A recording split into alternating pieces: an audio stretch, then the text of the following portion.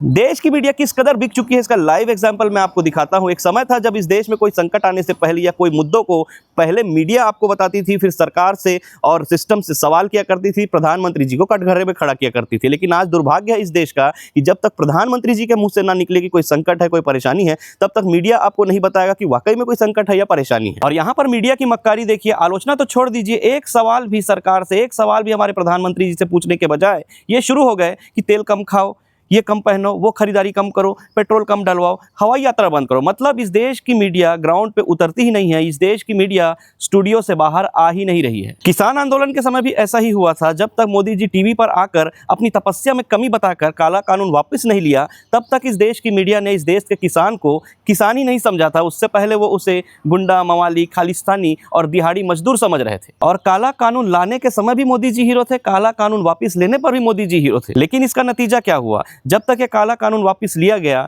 तब तक इस देश के 750 से ज्यादा किसान शहीद हो चुके थे। कोरोना काल में भी सब कुछ ठीक चल रहा था। गोदी मीडिया तबलीगी जमात पर बिल फाड़कर अपना हिंदू मुसलमान का खेल खेल रही थी। लेकिन जैसे ही हमारे यशस्वी प्रधानमंत्री जी ने लॉकडाउन अनाउंस किया, उसके बाद 2 गज दूरी, मास्क है जरूरी और हर एक प्रकार का संकट गिनाया गया। यहाँ तक लॉकडाउन के फायदे भी गिना रहे थे।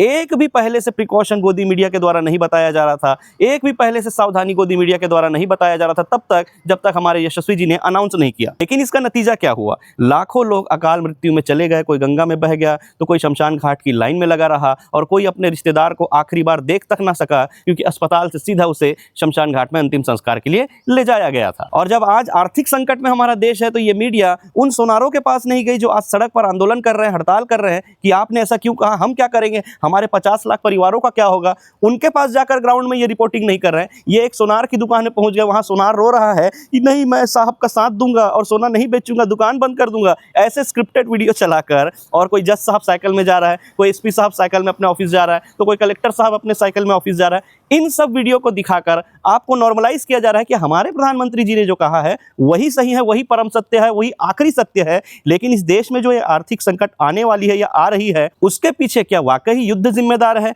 या इसमें 50%, 60%, 5% भी हमारी सरकार की विदेश नीतियों की, आर्थिक नीतियों की विफलता नहीं है? एक सवाल भी इन्होंने ना सरकार से ना प्रधानमंत्री जी से नहीं पूछा। अपने डीपी में तिरंगा लगाकर हमें अपनी देशभक्ति साबित करनी हो, या ताली बजाकर, थाली बजाकर अपनी देशभक्ति साबित करनी हो, या कम तेल खाकर, कम ईंधन इस्तेमाल कर बिना सोना खरीदे अपनी देशभक्ति साबित करनी हो, इस पर एक सवाल पूछे बगैर, इसकी आलोचना किए बगैर 5 किलो मेकअप अपने चेहरे पे पोत कर एसी रूम में बैठने वाली स्टूडियो छाप गोदी मीडिया के बारे में आपकी क्या राय है? कमेंट करके आप हमें जरूर बताएं और हमारे इस चैनल को फॉलो और सब्सक्राइब करके ही वीडियो को स्क्रॉल करें।